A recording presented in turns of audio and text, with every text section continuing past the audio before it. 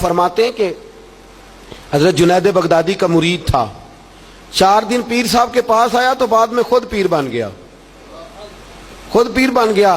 وہ حضرت صاحب رحمۃ اللہ تعالیٰ نے دیکھا آ نہیں رہا، مرید اولاد ہوتے ہیں، ان سے پیار ہوتا ہے، ان کو اہمیت دی جاتی ہے، اور بعض اوقات غلط فہمی کا شکار بھی ہو جاتے ہیں۔ ہم نے سوچا شاید بیمار ہو گیا ہے، حضرت جنید بغدادی خود گھر تشریف لے گئے۔ حضرت جنید بغدادی جن کا ولیوں میں اس طرح مقام ہے جس طرح حضرت جبریل امین کا فرشتوں میں مقام ہے، اتنا بڑا، چل کے گھر گئے اور جا کے کہا السلام علیکم، کہتا جی وعلیکم السلام، کہتا تو آتا کیوں نہیں؟ مطلب مجھے اب آپ کی ضرورت ہی نہیں، میں اب خود بڑا پرہیزگار ہوں، مجھے کیا ضرورت ہے میں کسی کو اپنا بڑا مانوں، میں خود بڑا پرہیزگار ہوں۔ فرمایا ہوا کیا؟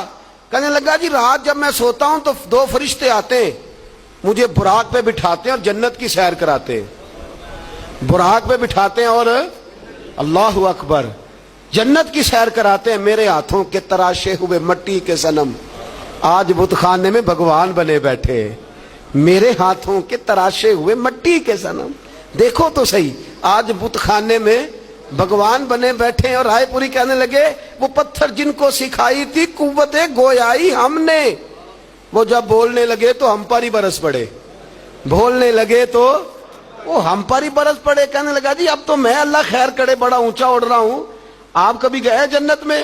آپ مسکرا پڑے، فرمانے لگے بیلیا آج جب جنت میں جائے تو ذرا لا حول ولا قوت بھی پڑھ لینا، آج جب جنت میں جائے تو ذرا وہ بھی۔ وہ کہنے لگا چلو ٹھیک ہے پڑھ لوں گا، اٹھ کے ملا بھی نہیں، حضرت واپس آ گئے۔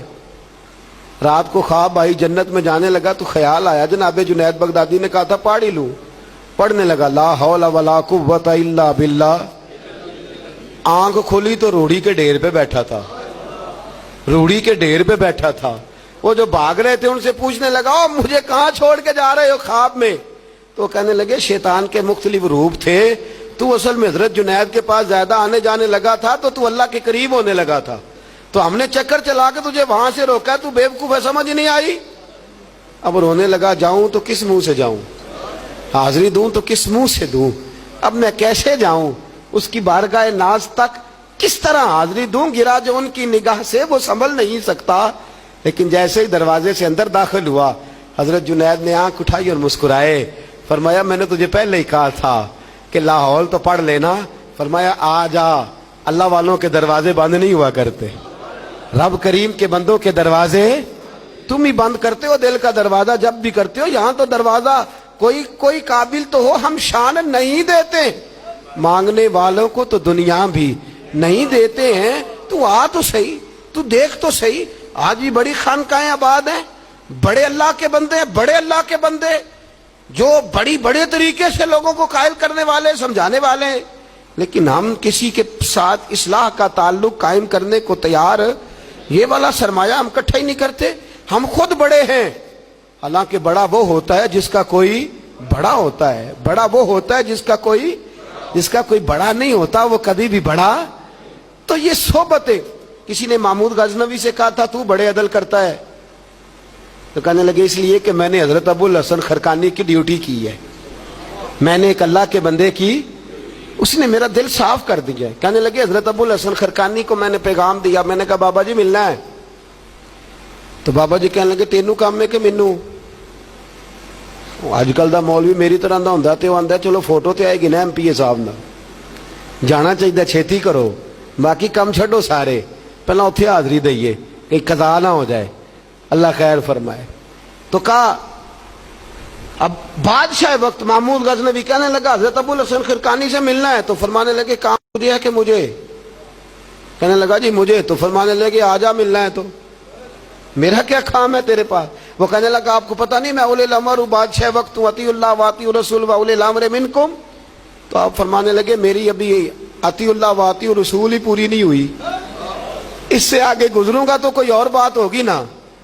خیر مجبور ہو گیا ابو الحسن خرقانی، توجہ ہے آپ حضرات کی، کہتے ہیں حضرت کے مجھے مجبور کر دیا تو میں خود گیا ملنے۔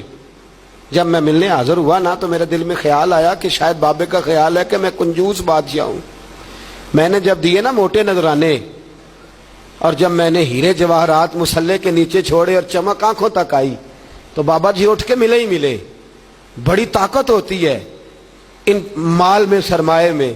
لیکن کہتے ہیں جب میں اندر گیا تو بابا جی نے میرا استقبال ہی نہیں کیا. میں نے ایک ہاتھ آگے کیا تو بابا جی نے بھی ایک ہی کیا، دوسرا کیا تو پھر انہوں نے دوسرا کیا. کہتے ہیں میں بیٹھ گیا. انہوں نے نا میری تواضع کی، ایک روٹی میرے ہاتھ میں دی، کئی دنوں کی خشک روٹی، اور ایک پانی کا گلاس دیا. کہتے ہیں میں چبانے لگا نا تو میرے گلے میں پھنس گئی. بادشاہ نازک مزاج ہوتے، توجہ ہے اب حضرات کی. کہتے ہیں اب میں نے کیا کیا، وہ روٹی تو نہ کھائی گئی تو میں نے نا تھوڑی سی شرپیاں مسلے کے نیچے رکھی. تو حضرت ابو الحسن خرقانی کہنے لگے، ادھر دیکھیے گا، فرمانے لگے اور تو نے میری روٹی کیوں نہیں کھائی؟ کہنے لگا جی گلے میں پھنس گئی ہے.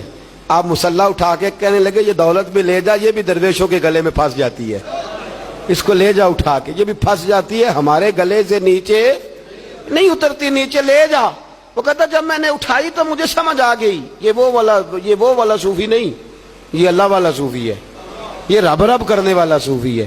اس کی نظر میری جیب پہ نہیں، اس کی نظر تو میرے دل پہ ہے. فرمانے لگے اب جب میرے دل کی صفائی ہو گئی نا، توجہ ہے اب حضرات کی، جب صفائی ہو گئی نا دل کی، میں نے کہا نہیں یہ اللہ والے. تو کہتے ہیں میں اٹھا تو حضرت ابو الحسن خرقانی بھی کھڑے ہو گئے اور مجھے باہر سواری تک چھوڑنے آئے. کہتے ہیں جب سواری تک آئے تو میں نے کہا کہ حضور آتی دفعہ تو کوئی پروٹوکول نہیں. فرمانے لگے جب تو آیا تھا تو اللہ والوں کے بارے میں برا گمان لے کے آیا تھا، اور اب تو جا رہا ہے تو اللہ والوں کے بارے میں دل صاف کر کے جا رہا ہے. اب تیری عزت کرنا ضروری ہو گیا. میرے عزیز یاد رکھیے گا، یہ جو صحبت صلحاء ہے یہ ریگ مار کا کام کرتی ہے، یہ باطن کو روشن کرتی ہے، یہ نکھار پیدا کرتی ہے.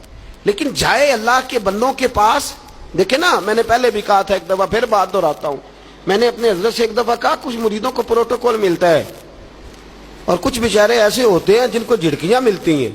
تو آپ فرمانے لگے پروٹوکول ان کو ملتا ہے جن کا ڈر ہو کہ کہیں بھاگ نہ جائیں، ان کو پروٹوکول، اور جن کا پتہ ہونا جتنے مرضی جوتے مارو میرا ہی ہے، اس نے کہیں جانا، ان کو ضرورت نہیں ہوتی پروٹوکول کی. ہم تو آستانوں پہ بھی جاتے ہیں کسی جگہ. ہاں ایک بات ضرور میں ضرور کہوں گا، خانقاہ پہ جائیے، اس خانقاہ پہ جہاں اللہ اور اس کے رسول کے دین کا درس دیا جاتا ہے، جہاں سونا مرشد سچا مرشد سے آگے بات نہیں جاتی، اور جہاں سوائے ایک ذات کی شخصیت پرستی کے کوئی اور نعرہ ہی نہیں لگتا. ہم ان خانقاہوں کے قائل، ہماری وہ خانقاہ ہیں جہاں رب رب کا ذکر ہوتا ہے، جہاں اللہ اللہ کے نعرے لگتے ہیں، جہاں رب کریم کو یاد کیا جاتا ہے. یہاں صوفی بیعت اپنی کرتا ہے لیکن وہ توجہ اللہ کریم کی طرف کراتا ہے، وہ سنت اور شریعت کی پابندی کراتا ہے، وہ لوگوں کو دین کا رستہ بتلاتا ہے. لوگ جاتے اس کے پاس ہیں لیکن رستہ انہیں مدینے والے محبوب کا بتایا جاتا ہے. جس جگہ شریعت کی پاسداری نہیں، ہم تو کچی بات ہی نہیں کرتے، بالکل کوئی لیت و اللہ نہیں، کچی بالکل نہیں، 100% نہیں. بابا آنگے دوہل کہتے ہیں جو شریعت کا باغی ہے ہم اس کے باغی ہیں، ہم اس کے، بولیے ہم اس کے. میں نے ایک بندہ کہنے لگا پچھلی باری، کہندا جی ایک بابا ہے نیٹ دے اوتے، اے بابا اپنے آپ سجدے پہ کراندا ہے. تے میں کہ بابا انہاں نوں آکھو تسی رکھ لو، اساں دا کی کرنا ہے، کوئی ضروری ہے سانوں ہی دینا جے بابا. اس طرح کے کئی بدتمیز ہیں. ہمارا ان سے کوئی تعلق، ہمارا ان سے کوئی رشتہ، ہمارا تو رشتہ ان لوگوں سے ہے جو اللہ اور اس کے رسول کی بات کرتے ہیں، صلی اللہ، جو قرآن کا پیغام دیتے ہیں، جو حدیث مصطفیٰ کھول کے اپنے مریدین کے آگے رکھتے ہیں. ہمارا تو ان لوگوں سے رشتہ ہے. اب کوئی جاہل آدمی کو جاہل بات کرے تو ہم اس کے ذمہ دار ہیں، ہماری کوئی ذمہ داری. اور ویسے بھی جب ہم کہہ ہی نہیں رہے ہمارا بندہ ہے تو تم ہمارے کھاتے میں کیوں ڈالتے ہو؟ اور جیڑا بندہ بھی غلط کرے ساڑھے کھاتے پہ جاندے، جیڑا بھی غلط کرے. ہم بالکل قائل نہیں ہیں. میں نے ایک بہت بڑی اجتماع میں اعلان کیا تھا، پھر کہتا ہوں آج، جن درباروں پہ نشہ بکتا ہے ہم ان درباروں کو بند کرنے کے قائل ہیں. جس جگہ عیب ہوتا ہے ہم اس جگہ لوگوں کو قصدن منع کرتے ہیں جانے، قصدن کہتے ہیں بالکل نہ جاؤ، قطعاً نہ جاؤ، کوئی ضرورت نہیں. دربار مزار اللہ کے ذکر کی جگہ ہے، اور اگر وہاں اللہ کا ذکر نہیں ہوتا، کوئی بدتمیزی ہوتی ہے تو وہاں جانا درست. عورتوں کا درباروں پہ جانا درست ہم قائل ہی نہیں ہیں، قطعی طور پہ قائل ہیں. عورت بڑی با پردہ جائے گی، اس صورت میں جائے گی جب گزارا ہی نہ ہو، تو کیا ضرورت ہے؟ بالکل ہم قائل نہیں ہیں ان چیزوں کے. ہم اہل تصوف ان لوگوں کو مانتے ہیں جو دین کی بات کرتے ہیں، دین کا، اور جسے بسم اللہ بھی سیدھی نہ پڑھنی آئے، رٹی رٹائی دعا مانگے، ہم تھوڑے خشک لوگ ہیں، ہم نہیں کرتے پیروی، ہم نہیں دستبوسی کرتے، ہم تو اکڑ کے کھڑے ہو جاتے، اکڑ کے